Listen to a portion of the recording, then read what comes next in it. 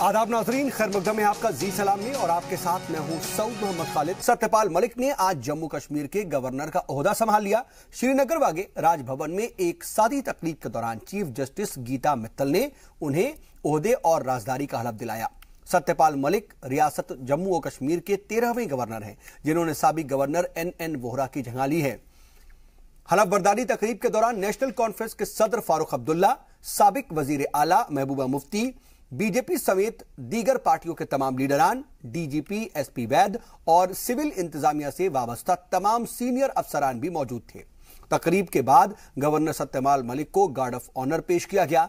एक रोज कबल पटना से श्रीनगर पहुंचे सत्यपाल मलिक का इंटरनेशनल एयरपोर्ट पर साबिक वजीर आला फारूक अब्दुल्ला, गवर्नर के मुशीर BB व्यास के Vijay Kumar, Khurshid Ahmad Ganai, chief secretary DGP और आर्मी के सीनियर अफसरान ने उनका इस्तकबाल किया।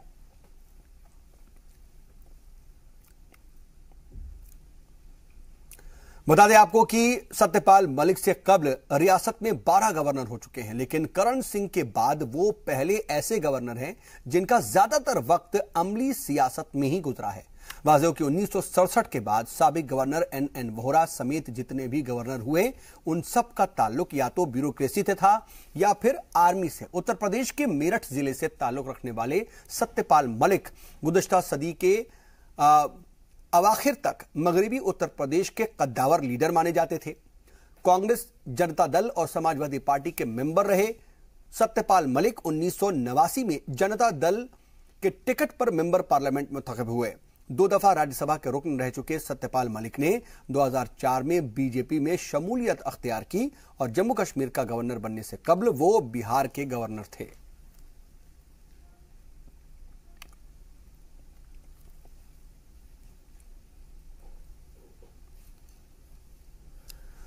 और नेशनल कॉन्फ्रेंस के सदर और साबिक वजीर आला फारूक अब्दुल्ला ने कहा कि उन्हें नए गवर्नर से काफी उम्मीदें हैं। आइंदा के सियासी हालात पर बराह रास्त तबसरा करने से बचते हुए उन्होंने कहा कि मुस्तकबिल से बेहतरी की उम्मीद की जानी चाहिए। ईद उल अजहा के दिन हजरत बल में पेश आए वाक़े पर उन्होंने कहा कि अमन मुखालिफ अनासिर अपनी साजिशों में कभी कामयाब नहीं होंगे और उनकी शिकस्त यकीनी है। गवर्नर की आमद और उसके बाद उनकी हलफ बर्दारी की तकरीब, दोनों ही मौकों पर फारूक अब्दुल्ला जिस तरह से पेश रहे, सियासी हलकों में इसे दिलचस्पी से देखा जा रहा है। बातचीत के दौरान उन्होंने शाराना अंदाज में जिस तरह सवालों का जवाब दिया, उससे भी कई इशारे मिलते हुए दिखाई दे रहे हैं।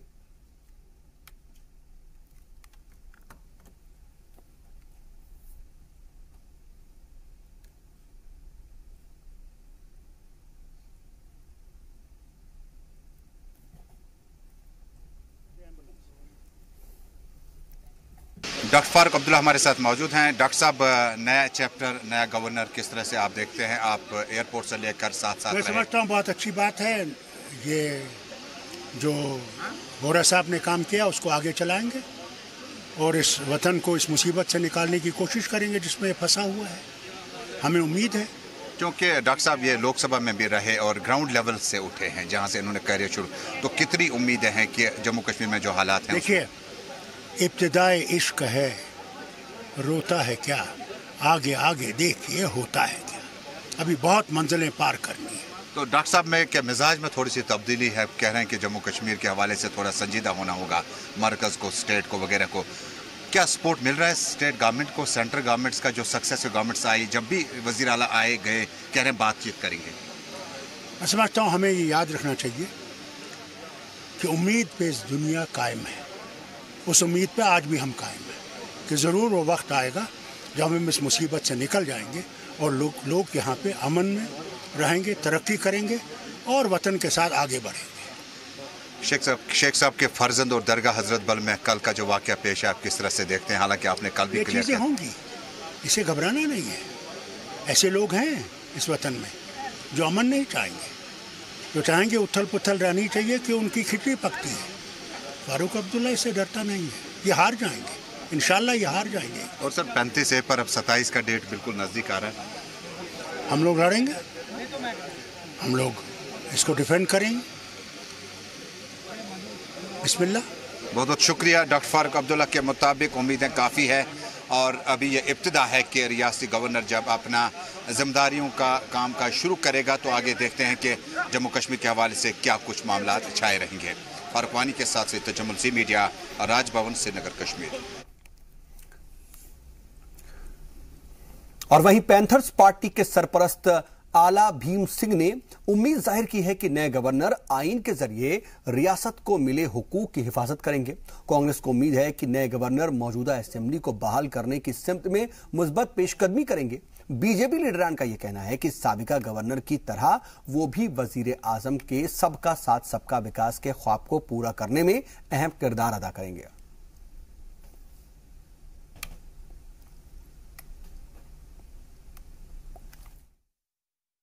मैं बहुत अच्छा जानता हूँ। अब कम से कम आपको ज़्यादा नहीं तो 3 महीने इंतज़ार करना पड़ेगा। लेकिन गवर्नर साहब क्या करेंगे? जब तक आपका कानून, आपका आइन, आपका इतिहास, आपका कॉन्स्टिट्यूशन जो है वो बात नहीं करे, वो खामोश है, तो गवर्नर साहब क्या करेंगे? जम्मू कश्मीर के लोगों को एक बात चाहिए, हक इंसाफ। हक इंसाफ तो महाराजा हरि सिंह ने 1931 में स्टेट सब्जेक्ट बनाया। हमारी प्रॉपर्टी जो थी ये महाराजाओं ने हिफाजत रखी थी, जो आज भी है। देखिए, नए आए हैं, टाइम दीजिए, देख लेते हैं, क्योंकि इनके साथ काफ़ी चैलेंजेस हैं। पहले तो लॉ एंड ऑर्डर का है, मिलिटेंसी का है, उभर रही है, और उसके बाद क्या असेंबली को डिसॉल्व करेंगे या जो नहीं होता प्रेसिडेंट रूल की तरफ ले जाएंगे, ये देखने की बात है। क्योंकि प्रेसिडेंट रूल जो है वो कश्मीर में, जम्मू कश्मीर में बहुत कम लगाया जाता है, वो निहायती मजबूरी में लगाया जाता है। आज ऐसी कोई मजबूरी नहीं है, आज ऐसी कोई मजबूरी नहीं है कि असेंबली को डिसमिस ना किया जाए, और गवर्नर रूल जब तक है 6 महीने वो रह के प्रेसिडेंट रूल्स को अवॉइड किया जाए। क्या आज ही उनका ओथ हुई है एंड बहुत हाई एक्सपेक्टेशंस हैं। He has been into different setup में रहे हैं, लोकसभा के भी मेंबर रहे हैं, वो राज्यसभा के भी मेंबर रहे हैं, वो हर पद से और इस दौर से निकल के आए हैं। मुझे लगता है वो अपना बेस्ट कर पाएंगे। जिन्होंने किया है पुराने लोगों ने, उन्होंने भी अपना बहुत बेस्ट करने की कोशिश की, जम्मू कश्मीर को कहीं ना कहीं ऊंचाइयों पे ले जाने की कोशिश की। और मुझे यही उम्मीद है कि जो डेवलपमेंट का एजेंडा मोदी जी लेकर आए हैं, जो सबको साथ, सबका साथ, सबका विकास और इंसानियत के दायरे में जो बात होनी है, मुझे लगता है उसी का जो एजेंडा जो है हम लोग यहाँ पर लाया जाएगा। और गवर्नर साहब सबको लेकर, सबका साथ लेकर, जो नए गवर्नर आया है 50 साल के बाद जम्मू कश्मीर के पॉलिटिकल आदमी भेजा है कि लोगों का विश्वास जीतने के लिए ये सेंटर की पहल है कि लोगों को अटल बिहारी वाजपेयी की जो चाहत थी कश्मीर के लिए, जो उनका मिशन था, उसका पहला ये चैप्टर है। और इधर रियासत के नए गवर्नर सत्यपाल मलिक से आम लोगों के साथ साथ सियासी जमातों की भी बहुत सी उम्मीदें वाबस्ता हैं। सभी जमात के लीडरान ने सत्यपाल मलिक की तकर्रोरी का खैर मकदम किया है। उन्हें उम्मीद है कि नए गवर्नर की कयादत में रियासत तरक्की, खुशहाली और अमन की राह पर गामजन होगी। जब आप 8th एडिशन में साथ साथ थे, आप जब जम्मू कश्मीर की बात करते थे तो क्या ख्यालात जो थे आपस में शेयर होते थे? देख सुनिए, एक बात है, मैं इनको एक शरीफ आदमी के तौर जानता हूँ। ये लड़ाकू MP नहीं रहे, ये अपनी बात रखते थे बड़े तमीज़ से जी। तो और हमने आज जो हाथ मिलाया अजनबी की सूरत में नहीं मिलाया, क्योंकि वो मुझे जानते हैं, मैं भी जानता हूँ। लेकिन ये एक मैं रस्मी बात बताता हूँ। असल में उनको गवर्नरशिप में लोग इन्होंने कहा कि जम्मू कश्मीर के लोगों की बहबूद की बात करेंगे, उसकी देखभाल करेंगे। मेरा काम है, मैं एक सियासी वर्कर हूँ, कि मैं लोगों का समझूं और उनकी आवाज़ उठाऊं। मैं कश्मीर के लोगों की जो जहनों में है उनको जानता हूं, वो किस तकलीफ में है वो जानता हूं, और कश्मीर की समस्या है, इसको बातचीत के ज़रिए हल होना चाहिए। ये मैं गवर्नर साहब के आंगन में भी बताता हूं, अपने घर में बताता हूं, लाल चौक में भी बताता हूं।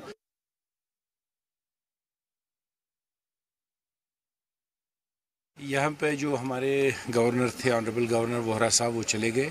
10 साल का उनका वक्फा यहाँ पे रहा, 2 टेन्योर रहे। वो बड़े तजुर्बेकार आदमी थे और रियासत में काफ़ी लंबा रहे थे। हमारे इंटरलोक्यूटर भी रहे हैं, तो वो चले गए और ये सिस्टम का एक हिस्सा है। नए गवर्नर सब आ गए। इनको हमने सुना किसी टीवी पे, ये काफ़ी तजुर्बेकार आदमी लग रहे हैं, सियासत से जुड़े हुए हैं, खुद पॉलिटिक्स में रहे हैं। तो मुझे लगता है खुश आइंद कदम होगा। ये यहाँ के मसाइल और पॉलिटिकल इश्यूज़ को समझेंगे और इसको रेजोल्यूशन की तरफ लेने की भी कोशिश होगी। हम इनके आने का खैर मकदम करते हैं और उम्मीद करते हैं कि हमारे जो मसाइल हैं वो हल होने में ये काफ़ी तेज़ी और तुरंत काम कर लेंगे। ये बहुत ही एक खुश आइंदा कदम है जम्मू कश्मीर के लिए, क्योंकि ये बहुत ही पॉलिटिकल और सीजनल गवर्नर, वो भी पहले वाले भी थे, मगर अब उन्होंने बहुत टाइम यहाँ दिया था, तो गवर्नमेंट ऑफ इंडिया ने मुनासिब समझा होगा कि कुछ अच्छे काम करवाने होंगे। अब वो बहुत सारे डेवलपमेंट के बारे में बाकी, तो उन्होंने इसको ये थोड़ा एनर्जेटिक है और इनकी बड़ी तारीफ़ें सुनी हैं। बिहार में बहुत सारी जगह में ये रह चुके हैं, तो उम्मीद है कि ये बहुत ही अच्छा फ्रूटफुल साबित होंगे। बट साहब ये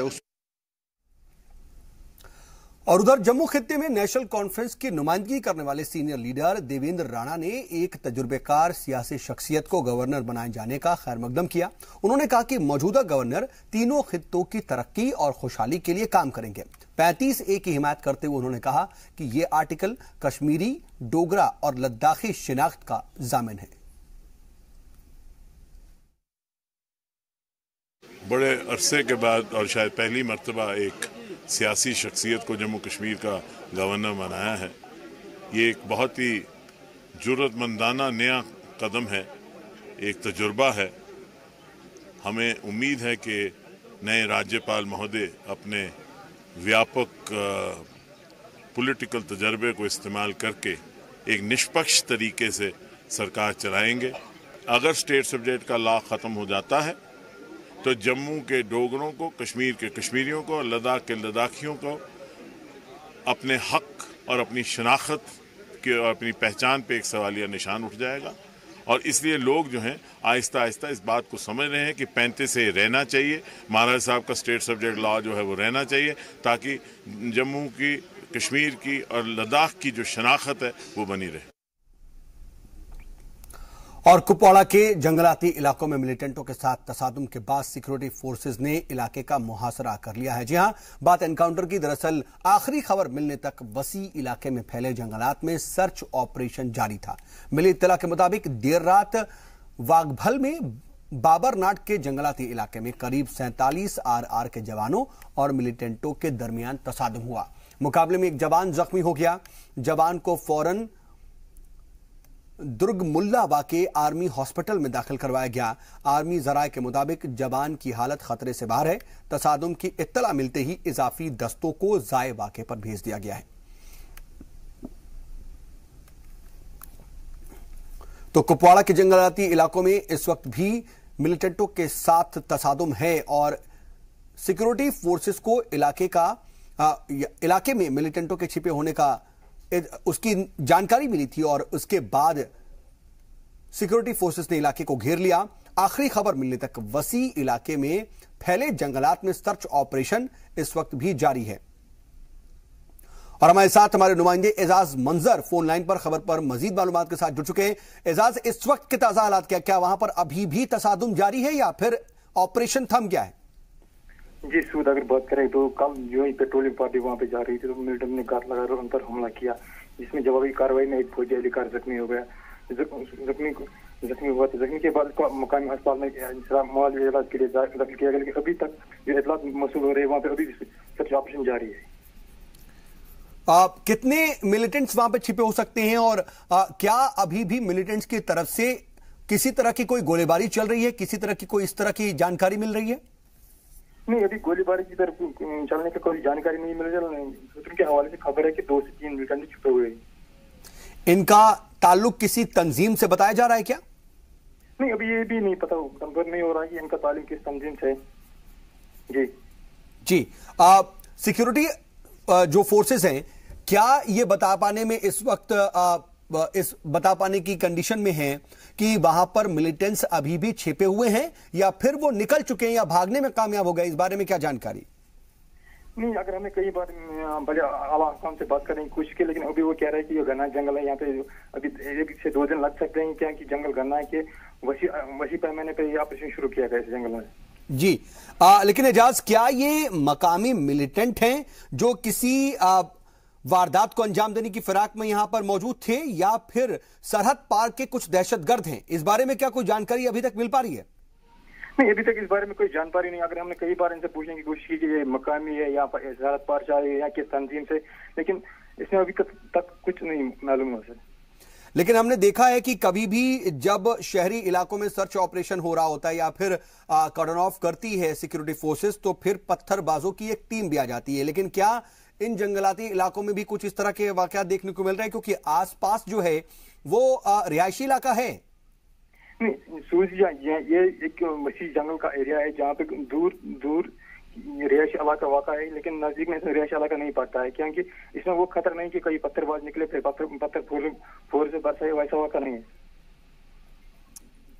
ठीक है, लेकिन किसी तरह की किसी कैजुअलिटी की भी खबर मिल रही है क्या? क्योंकि आप बता रहे हैं कि एक जवान जो है वो शहीद हुआ है, लेकिन क्या मिलिटेंटों को किसी तरह का कोई नुकसान पहुंचाने में कामयाबी मिली है? नहीं, खबर यह है कि एक जवान जो है वो जख्मी हुआ है। जी, जख्मी हुआ है, ठीक है, लेकिन क्या मिलिटेंटों को भी किसी तरह का नुकसान पहुंचा है? इस बारे में कोई जानकारी मिल पा रही है क्या? नहीं, अभी इस बारे में कोई जानकारी नहीं मिल पा रही है। चलिए, आप नजर बनाए रखिएगा, हम आगे भी आपसे अपडेट के लिए जुड़ेंगे। फिलहाल के लिए बहुत शुक्रिया आपका एजाज। चलिए बढ़ते खबरों में आगे। पुलवामा से खबर, जहां पर मिलिटेंटों के जरिए बीजेपी रुकन शब्बीर अहमद भट्ट और 2 पुलिस एहलकारों के बेरहम तरीके से कत्ल पर नेशनल कॉन्फ्रेंस के सदर फारूक अब्दुल्ला ने सख्त गम और गुस्से का इजहार किया है। श्रीनगर में सहाफियों से बात करते हुए साबिक वजीर आला ने मिलिटेंटों की बुजदिलाना कार्रवाई की मजम्मत करते हुए कहा कि नजरियाती इख्तलाफात को जुल्म और ज्यादती से नहीं दबाया जा सकता। उन्होंने कहा कि अवाम की हिफाजत में तैनात एहलकारों को निशाना बनाना बेहद कायराना और शर्मनाक है।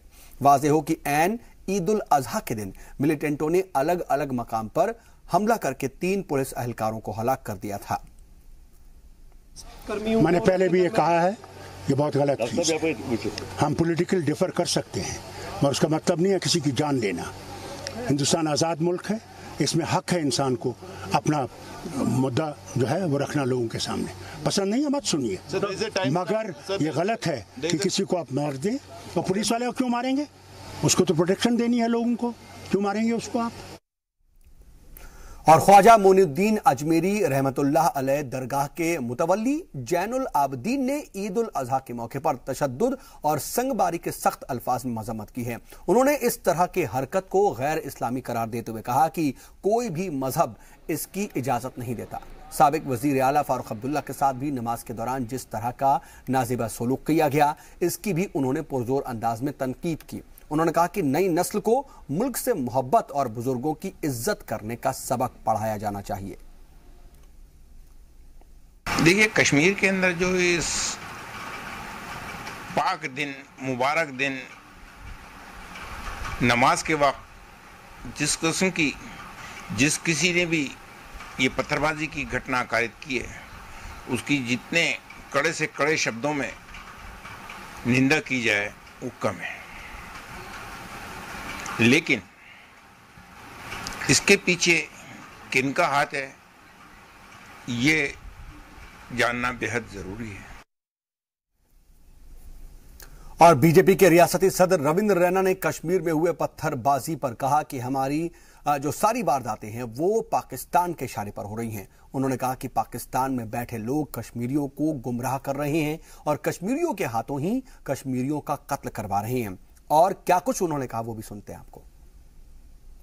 रविंद्र रैना हमारे साथ मौजूद हैं। रविंद्र जी, एक दफ़ा फिर से निशाना बनाया गया है, पुलिस वाले जवान जो घर पे होते हैं, घर में घुस के उनको निशाना बनाया गया, किस तरह से देखते हैं? ये पाकिस्तान के आतंकवादी बुज़दिल हैं, कायर हैं, और ये घर में निहत्थे ईद का जश्न बनाने अपने घर में फैमिली मेंबर्स के साथ गए, हमारे बहादुर पुलिस के जवानों के ऊपर हमला किया। जैसे महाभारत के युद्ध में अभिमन्यु को निहत्था अभिमन्यु को मारा था कौरवों ने और कौरवों का सर्वनाश हो गया था। इसी तरीके से इन आतंकवादियों का पाकिस्तान का भी सर्वनाश हो जाएगा। कोई भी फेस्टिवल हो, दिवाली हो, ईद हो, उसी वक्त निशाना बनाया जाता है। ये मैसेज क्या देना चाहते हैं? ये पाकिस्तान कश्मीरियों का कत्ल करके कश्मीर कब्जा करना चाहता है। पाकिस्तान की 1000 पीढ़ियां भी ऐसा नहीं कर सकती। देशभक्त जो लोग हैं, जो सेना में भर्ती होते हैं, कश्मीर के पुलिस में होते हैं, क्या उनका मनोबल को कोई डिगा नहीं सकता। आतंकवादियों का हम सफाया करेंगे, चुन चुन कर मारेंगे, ढूंढ ढूंढ कर मारेंगे, पीओके में घुस के मारेंगे। पाकिस्तान अगर नहीं सुधरा तो उसको भी सुधारेंगे। बीजेपी वर्कर्स को भी निशाना बनाया गया है। ये देशभक्तों को टारगेट कर रहे हैं। देशभक्तों को टारगेट किया जा रहा है, लेकिन पाकिस्तान को मुंह तोड़ जवाब दिया जाएगा, ऐसा कहना है रविंदर रैना का, बीजेपी अध्यक्ष का। कैमरामैन आशु के साथ राजन वैद, जी मीडिया जम्मू। और बकरीद के दिन हर घर में खुशियां मनाई जा रही थी, लेकिन इंस्पेक्टर अशरफ डार के आबाई घर पर मातम छाया हुआ था। दरअसल पुलवामा जिले के अपने आबाई गांव लारवे में बकरीद मनाने आए अशरफ को मिलिटेंटों ने घर में घुसकर गोली मार दी। पुलिस के मुताबिक उन्हें इतने करीब से गोली मारी गई कि मौके पर ही उनकी मौत वाक़ई हो गई। घर में कोहराम सा मचा हुआ है। रिश्तेदार और आसपास के खवातीन अहले खाना को तसल्ली देने की कोशिश कर रही थी, लेकिन उनकी अहलिया और वालिदा को उन्हें संभालना आसान नहीं हो रहा था। घर वालों को यकीन नहीं हो रहा था कि अशरफ उनके दरमियान नहीं रहे। अशरफ के अलावा मिलिटेंटों ने जिले के ही लोजवानी गांव और शोपियां के जंजरीपोरा में भी 2 पुलिस एहलकारों को शहीद कर दिया। वो दरवाजे की पीछे से जब वहाँ अंदर गए, उन्होंने पीछे से गन रखा और लिया साइड में। उनका पापा कब आएगा, उनका मैं कर भी थोड़ी देर। फिर जब उन्होंने हमें बोला रखा, वो पापा आए अंदर, उन्होंने बोला ये यही है। मैंने बोला हाँ। फिर अंदर गए, मारा। फिर क्या हुआ? फिर भाग गए। फिर हम पीछे से खिड़की से भाग गए। अच्छा। वो भाग गए थे तब तक। का टुकड़ा कट गया और क्या महसूस करूँगा, ये मुझे ही पता है। क्या कभी नहीं उसने मुझे कुछ नहीं, आज तक कभी नहीं, कुछ नहीं। मैं वो इंस्पेक्टर भी था, मैं उसको जोर से डांटता भी था, लेकिन कुछ नहीं, कभी नहीं उसने वहाँ से घुमाया, कभी नहीं कि मैं अफसर था। वो अपनी माँ को बोल रहा था, नहीं मम्मी ये मुझे ज़्यादा डांटता है। मैं वो बोल रही थी कि नहीं आप खुद करो ना उसके साथ बात। कुछ नहीं बोल सकता था मुझे। वो उतना ब्रेव था, दिल के लिहाज से बहुत अच्छा था। बिल्कुल बिल्कुल। अगर कोई यहाँ गाँव में कहेगा वो बच्चे के साथ खेलता था अच्छी तरह से, वो ऐसी बात तो कुछ नहीं थी।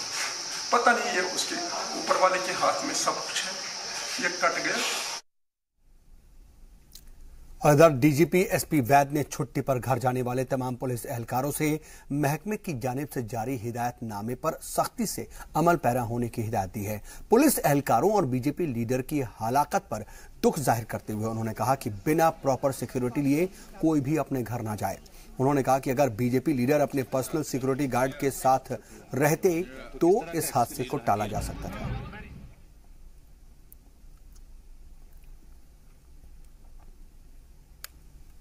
और यहाँ रुकेंगे एक छोटे से ब्रेक के लिए, जल्द होते हैं हाजिर।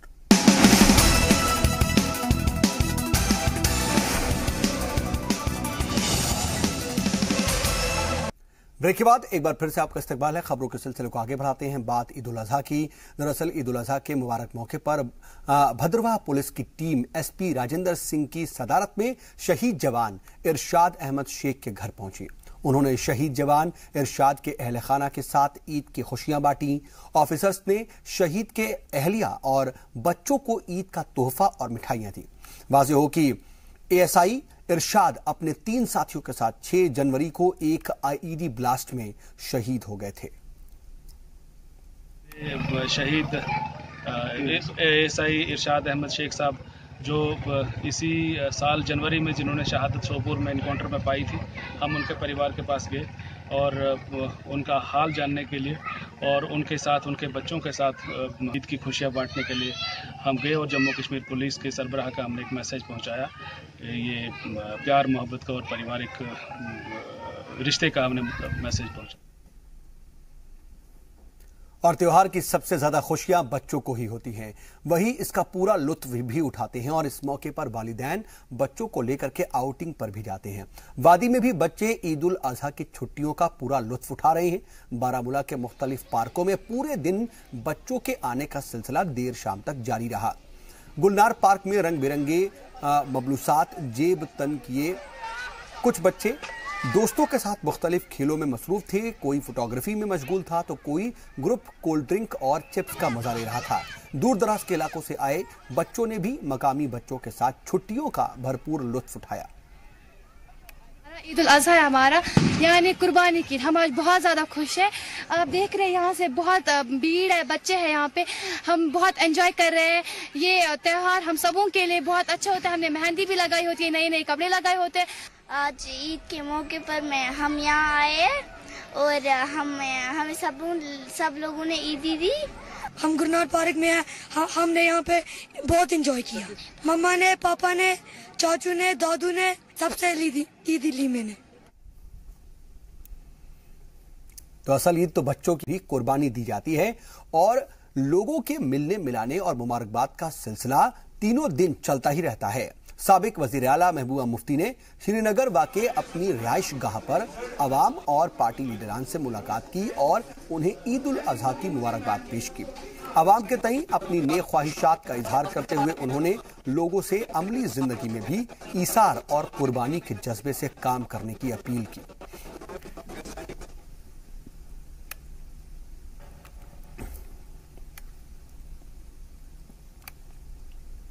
बढ़ते खबरों में आगे अखनूर के परगवाल सेक्टर में पाकिस्तान की तरफ से हुई गोलीबारी में बीएसएफ का एक जवान शहीद हो गया, जबकि एक खातून समेत 2 लोग जख्मी हो गए। पाकिस्तान ने मोर्टार के गोले दागे, जिससे लोगों में खौफ का माहौल पैदा हो गया। शहीद जवान की पहचान हेड कांस्टेबल ब्रिज कुमार के तौर पर हुई है। जराये के मुताबिक ब्रिज कुमार शदीद तौर पर जख्मी हो गए थे और उन्हें अस्पताल में दाखिल किया गया, लेकिन इलाज के दौरान उनकी मौत हो गई।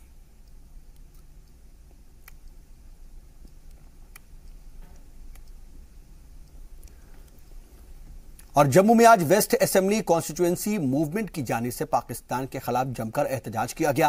एहतजाज कर रहे लोगों ने पाकिस्तान के जमकर उसके खिलाफ नारेबाजी की और एहतजाज कर रहे लोगों का यह कहना था कि एक तरफ पाकिस्तान के नए वजीर आजम इमरान खान अमन की बात करते हैं तो दूसरी तरफ उनकी जमीन से दहशतगर्दी को फरोग दिया जाता है। उन्होंने कहा कि इमरान खान तालिबान और ISI के हिमायत से वजीर आजम बने हैं, वो हिंदुस्तान में अमन और खुशहाली नहीं देखना चाहते। उधर पैंथर्स पार्टी ने पाकिस्तान के खिलाफ एहतजाज किया और पार्टी लीडर हर्षदेव सिंह ने भी कहा कि पिछली सरकारों की तरह पाकिस्तान की नई सरकार भी हिंदुस्तान में तशद्दुद फैलाने की पूरी कोशिश कर रही है। बता दें कि ईद की नमाज के बाद कश्मीर के श्रीनगर, अनंतनाग और सोपोर के कई इलाकों में कुछ लोगों ने आर्मी पर पत्थरबाजी की थी। पाकिस्तानी परचम भी लहराया था। इसके बाद कई घंटों तक वादी में हालात खराब रहे थे। घाटी के हालात एक बार फिर से बदतर हो रहे हैं। कल भी 3 पुलिस कर्मियों को शहीद किया गया और एक पॉलिटिकल पार्टी के कार्यकर्ता को भी मारा गया। पाकिस्तान के झंडे फहराए गए, ISIS के झंडे फहराए गए और जितनी पत्थरबाजी कल के दिन हुई, मैं समझता हूं कि एक बहुत ही शर्म की बात है उन लोगों के लिए जिन्होंने ईद के त्योहार की भी कोई इज्जत ना करते हुए, कोई परवाह ना करते हुए इस किस्म की वारदात को अंजाम दिया।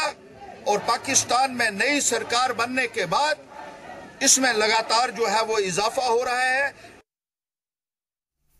कल भी हमारे 4 जवान सब इंस्पेक्टर्स पुलिस के और सुरक्षा बलों के शहीद हो गए।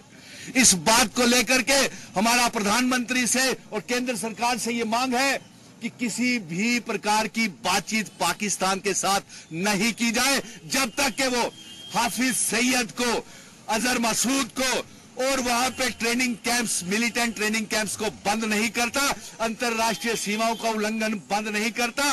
और इसके साथ साथ इमरान खान जो है गिलानी, मीरवेज उमर फारूक और हुर्रियत के नेताओं को और जो ISI की गतिविधियां पाकिस्तान में हालात खराब करने वाली बंद नहीं करता, पाकिस्तान के साथ किसी भी प्रकार की बातचीत नहीं होनी चाहिए। और जम्मू में डोगरा फ्रंट ने कश्मीर में ईद उल अजहा के मौके पर हुए तशद्दुद की सख्त अल्फाज में मजम्मत की है और साथ ही उन्होंने फारूक अब्दुल्ला के खिलाफ नारेबाजी और मुखालिफत की भी मजम्मत की। उन्होंने कहा कि नमाज के वक्त भी लोगों को परेशान किया जाना उन लोगों की सोच को दिखाता है, ये इस्लाम की भी इज्जत नहीं करते।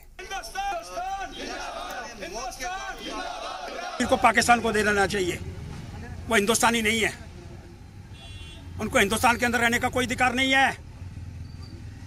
माननीय राजनाथ सिंह जी, लोगों से आपको बड़ी उम्मीदें हैं। आप ऐसा काम श्रीनगर के अंदर कर रहे हैं, जितने उग्रवादी आपने मारे ऐसे किसी ने नहीं मारे। लेकिन कल जो तांडव हुआ है, ये देश बर्दाश्त करने वाला नहीं है। एक ईद का त्यौहार बकरा ईद और उसके ऊपर गुंडागर्दी, शरेआम पाकिस्तान के नारे लगाए गए, शरेआम पाकिस्तान के झंडे लगाए गए, ये हम बर्दाश्त करने को तैयार नहीं है। इसलिए स्पष्ट करने का प्रयास करना चाहता हूं, ऐसे उग्रवादियों को उठा करके गोली मारो और उनको पाकिस्तान भेज दो। और कुपवाड़ा में 2 अलग अलग रोड हादसों में 3 लोगों की जान चली गई। पहला हादसा टंगधार में पेश आया, जहां रोड एक्सीडेंट में कार में सवार बाप बेटे की मौत हो गई, जबकि 6 दीगर लोग शदीद तौर पर जख्मी हो गए। जानकारी के मुताबिक ऑल्टो कार नंबर JK09A1980 पर 8 लोग सवार थे। तभी कार सड़क पर पलट गई। इससे गुलाम हसन मलिक और गुलाम मोहम्मद मलिक की मौके पर ही मौत हो गई। कार में सवार 6 लोगों को श्रीनगर अस्पताल में दाखिल करवाया गया। दूसरा वाकया कुपवाड़ा के ड्रगमुला में पेश आया, जब एक तेज रफ्तार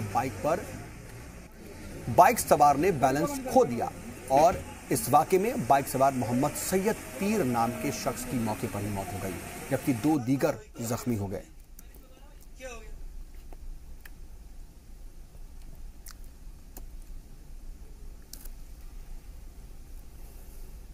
और गांदरबल के फातापोरा में एक जवान की पानी में डूबने से मौत वाक़ हो गई। 35 साल मोहम्मद लतीफ नाला सिंध में नहाने के लिए गया था। मकामी लोगों के मुताबिक पानी के तेज बहाव के सबब उसकी मौत हो गई।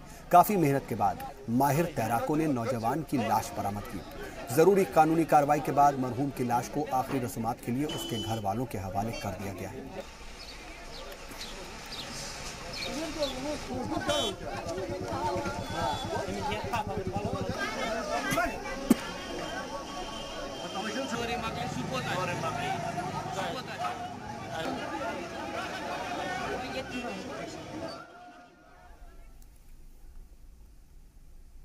और कुदरती आफत के दौरान दूसरे इलाकों से राब्ता कायम करने के लिए सरकार की जानिब से बड़गाम में सैटेलाइट कम्युनिकेशन सेंटर कायम किया गया है।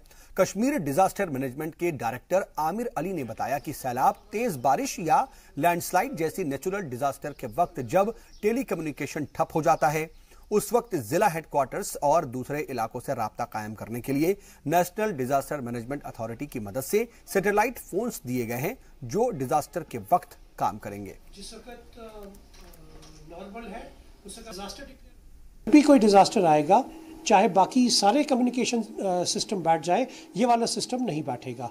इसी के साथ साथ हमको हैंड हेल्ड ये सैटेलाइट फ़ोन्स भी मिलने वाले हैं, उससे भी हमारी कम्युनिकेशन बेहतर हो जाएगी।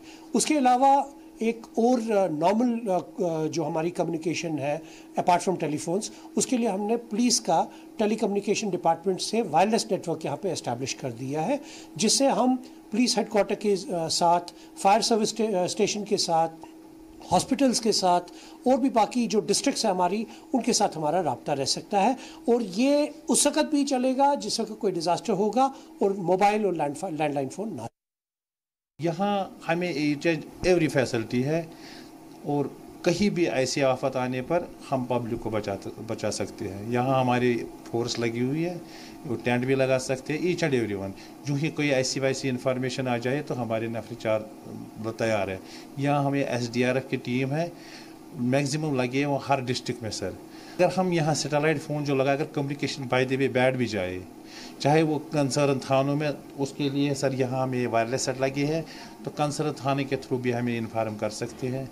या अगर कहीं भी मतलब यहाँ सैटेलाइट फ़ोन, ये तो हमारा 24 आवर्स यहाँ हमें फ़ोन नंबर्स फिर फ्री मिलते हैं। अभी जो ही अलार्म, मतलब ऐसी अलार्म आ जाए तो हम लोकल भी इसमें कॉल कर सकते हैं। मुझे लगता है ये गांव के लिए भी बेहतरी है, और जो भी मतलब क्या कहते हैं इसको, डिज़ास्टर या मुसीबत या कुछ का तकलीफ जो पहुंचता है, कभी कभार भूचाल आता है, कुछ आता है, तो ये उसमें बहुत ज़रूरत और काम आएगा। और जम्मू के सूर्य भानु प्रताप सिंह ने एशियन गेम्स में मुल्क को ब्रॉन्ज मेडल दिलाकर के रियासत का नाम रोशन करने वाले दूसरे खिलाड़ी के तौर पर अपना नाम रोशन किया है। सूर्य भानु जम्मू कश्मीर पुलिस में तैनात हैं। ओलंपियन शूटर चैन सिंह भी 2014 में मुल्क को ब्रॉन्ज मेडल दिला चुके हैं। इंडोनेशिया के जकार्ता में चल रहे एशियन गेम्स में हिंदुस्तानी वुशु टीम के 4 खिलाड़ियों ने ब्रॉन्ज मेडल पर अपनी दावेदारी पक्की कर ली थी, उस पर आगे नहीं बढ़ पाए। चारों को सेमीफाइनल में हार का सामना करना पड़ा, लेकिन ब्रॉन्ज जीतने में वो कामयाब रहे। जम्मू के सूर्य को सोशल मीडिया पर लगातार मुबारकबाद मिल रही है।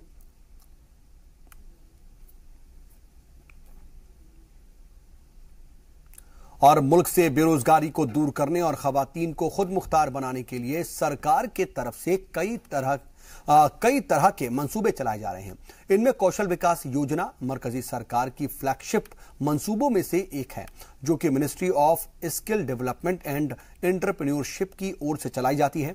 इस स्कीम का मंसूबा देश के नौजवानों को ट्रेनिंग देकर के उन्हें रोजगार पाने के काबिल बनाना है। जम्मू के स्किल डेवलपमेंट सेंटर में भी नौजवान इसी उम्मीद में ट्रेनिंग ले रहे हैं कि एक रोज वो अपने बूते पर अपने पैरों पर खड़े होंगे।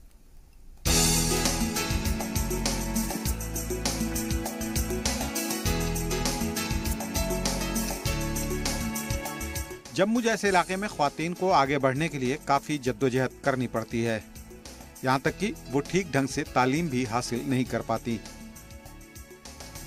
बिना तालीम के अपने पैरों पर खड़ा होना आज की तारीख में नामुमकिन है। मुल्क में बीच में स्कूल छोड़ने वाले तलबा की तादाद कम नहीं है, उनमें ज़्यादातर लड़कियां होती हैं। ऐसे में मरकजी हुकूमत की तरफ से कौशल विकास योजना स्कीम चलाई गई ताकि कम पढ़े लिखे बच्चे हुनरमंद हो सकें, और दुनिया तो हुनर को सलाम करती है। अपने पैरों पर खड़े होने की कोशिश में ये ख्वातीन मशीन चला रही हैं। इन्हें स्टिचिंग की मुफ्त ट्रेनिंग दी जा रही है। जम्मू के अलग अलग इलाकों से कौशल विकास केंद्र में ट्रेनिंग ले रही ये ख्वातीन दी जा रही ट्रेनिंग से मुतमईन हैं। उन्हें यकीन है कि यहाँ से निकलकर वो अपने पैरों पर खड़ी हो सकेंगी। गर्ल्स के लिए एम्प्लॉयमेंट अपॉर्चुनिटी जो है वो ज़्यादा डेवलप हो रही है। गर्ल्स जो इंडिपेंडेंट हो सकती हैं, जो फैमिली गर्ल्स को सपोर्ट नहीं करते बाहर दूसरी टाइप की जॉब्स के लिए। और ये जो है, ये वाली जो जॉब है, ये गर्ल अपनी खुद एक कोई भी बुटीक वगैरह ओपन कर सकते हैं, खुद इंडिपेंडेंट हो सकते हैं, अर्न कर सकते हैं। जो भी स्कीम्स जो गवर्नमेंट हमें दे रही हैं, जो भी हमारे लिए कर रहे हैं, ओपन कर रहे हैं, तो ये हमारे लिए बेनिफिट है आगे जाके। तो इस चीज़ से लिए है कि गर्ल्स और अपने आप को इन्हेंसमेंट कर रहे हैं, थोड़ा और डेवलप कर रहे हैं। तो फॉर 1 ईयर हो गया कि मैं यहाँ पे कोर्स कर रही हूँ, एंड यहाँ पे काफ़ी अच्छा स्टाफ है। दे प्रोवाइड एवरीथिंग, लाइक यहाँ पे हम नेक लाइन सीख रहे हैं, एम्ब्रॉयडरी सीख रहे हैं, देन सैम्पल्स बनाना, देन ड्रेसेस बनाना। So it's quite nice. सिलाई मशीन चलाने की ट्रेनिंग ले रही ख्वातीन से मिलने के बाद जब जी सलाम नुमाइंदे ने दूसरे कमरे का रुख किया तो वहाँ नौजवान कंप्यूटर चलाते नजर आए। इनमें लड़कियों के साथ साथ लड़के भी शामिल थे। पता चला कि इन्हें कंप्यूटर की ट्रेनिंग दी जा रही है। इसके अलावा उन्हें पढ़ाने के लिए अलग अलग क्लासेस बने हैं, जिनमें नौजवानों को ज़रूरी तालीम फराहम कराई जाती है।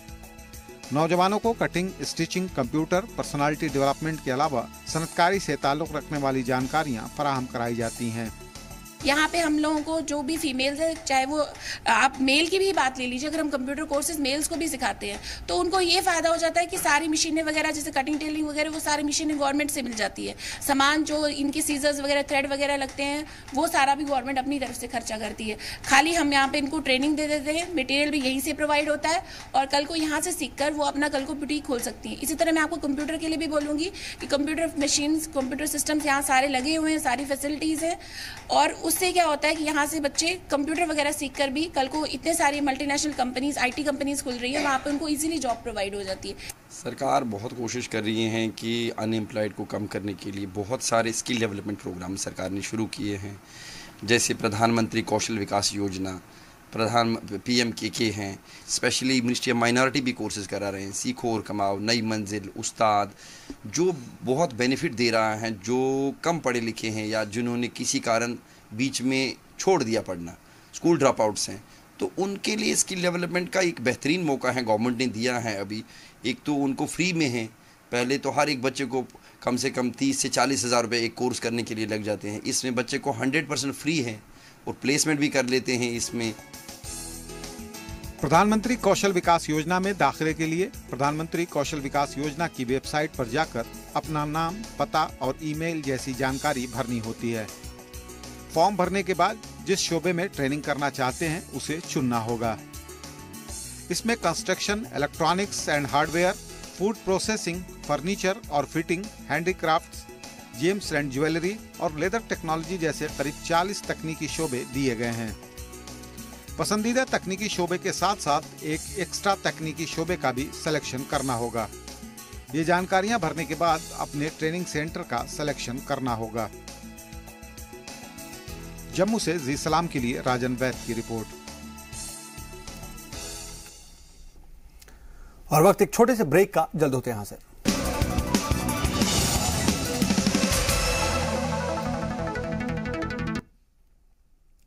ब्रेक के बाद एक बार फिर से आपका इस्तकबाल है। खबरों के सिलसिले को आगे बढ़ाते हैं।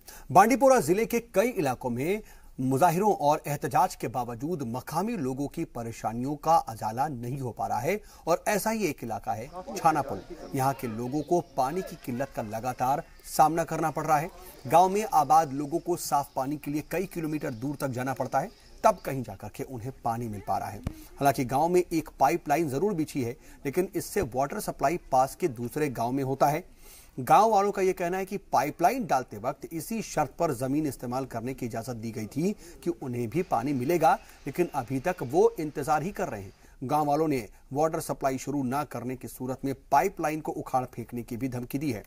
इस हवाले से मकामी लोगों का एक वफ्द डीसी से भी मिल चुका है, जिन्होंने मसले को जल्द हल करने का यकीन जरूर दिलाया है।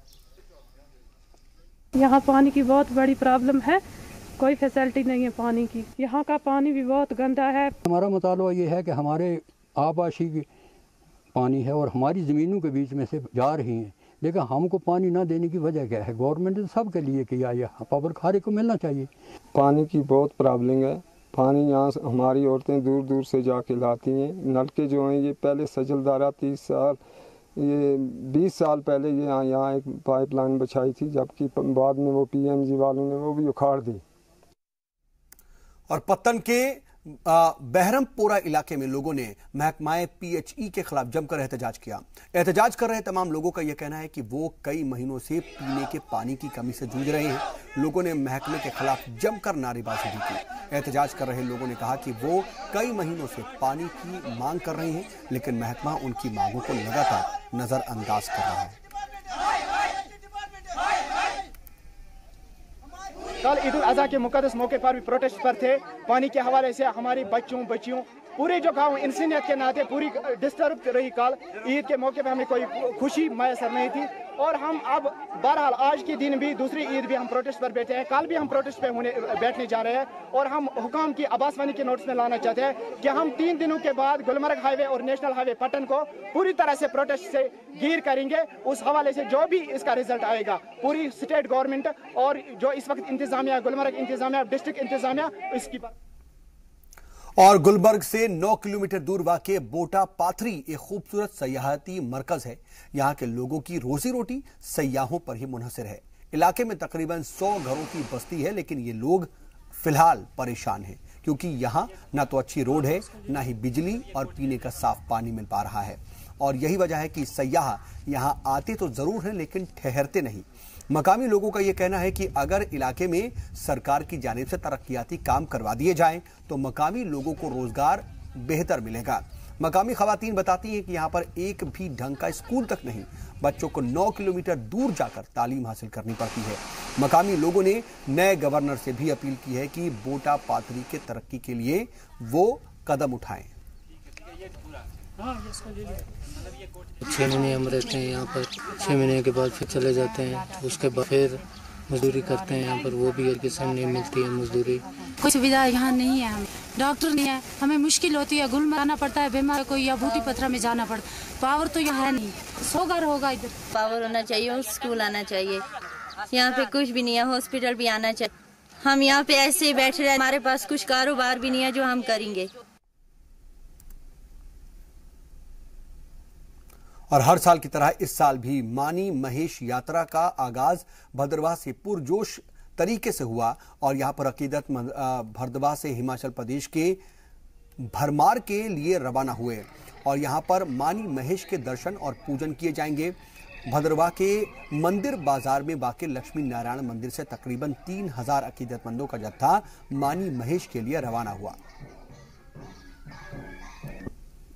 पर लोग कम से कम ज्यादा नहीं तो तभी मतलब 2-2.5 हज़ार यात्रा होते जो कि मतलब पैदल यात्रा चलती। ये कदीम ज़माने से आती रही और कदीम ज़माने से चलती रही, बुजुर्ग हमारे वो चलते रहे।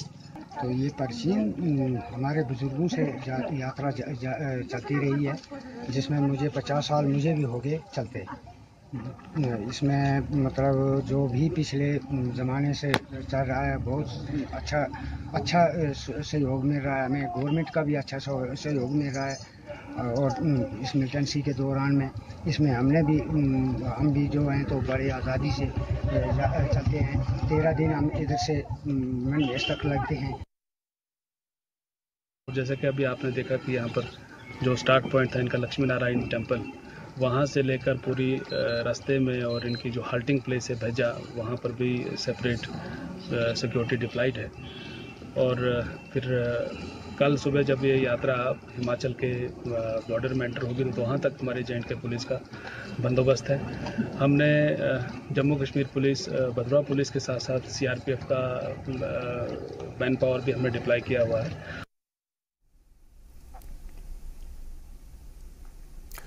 और ईद उल अजहा के बाद अब राखी के त्योहार को लेकर के बाजारें सजनी शुरू हो गई हैं और जम्मू के बाजारों में भी रंग बिरंगी राखियों ने अपनी जगह ले ली है। यूं तो प्यार के धागे की कोई कीमत होती नहीं, लेकिन हर बहन चाहती है कि वो अपने भाई की कलाई पर सबसे खूबसूरत और सबसे कीमती राखी बांधे। बहनों का जो मुतालबा होता है, इसको देखते हुए बाजारों में हर तरह की और हर कीमत की राखी बेची जा रही है। वाज़ेह कि भाई और बहन के खूबसूरत रिश्ते को और भी गहरा बनाने वाले त्योहार राखी के दिन बहनें अपनी भाई की कलाई पर राखी बांधती हैं। बदले में भाई बहनों को उनकी हिफाजत का और ख्याल रखने का वादा करते हैं और तोहफे भी देते हैं। चाइनीज आइटम आने से हमारी जो लोकल आइटम है उसमें काफ़ी फ़र्क पड़ा हुआ है। एक तो वो सस्ती हैं बड़ी, हमारी जो लोकल आइटम आती है वो थोड़ी सी इतनी महंगी तो नहीं कह सकते आप, क्योंकि भाई बहनों का प्यार ही ऐसा है कि उसमें महंगी नहीं कह सकते आप, फिर भी फ़र्क काफ़ी पड़ा हुआ है इससे। पूरे देश में इसकी तैयारी जोर शोर से चल रही है। इस दिन जो भाई है वो अपनी बहन की रक्षा का वचन लेता है। बहन अपने भाई को राखी बांधती है और प्यार से कुछ मुंह मीठा कराती है और भाई उसको उपहार स्वरूप कुछ भी भेंट करता है, साथ में वचन देता है कि मैं पूरे उम्र इसकी रक्षा करूंगा। और बस इस दिन हम लोग खूब नए नए कपड़े पहनते हैं, घर में पकवान बनाते हैं, मिठाइयाँ वगैरह खा के खूब इस त्यौहार को अच्छे से मनाते हैं। रक्षाबंधन भाई बहन का त्यौहार होता है, इसको हम बड़े हर्षोल्लास से मनाते हैं। सभी भाई बहन एक दूसरे के घर आते हैं, भाई अपनी बहन को राखी बांध के उसका वचन लेता है, भाई मैं पूरी उम्र आप रक्षा करूँगा। और इसी के साथ कश्मीर एक्सप्रेस में आज के लिए बस इतना ही। बने रहिए जी सलाम के साथ।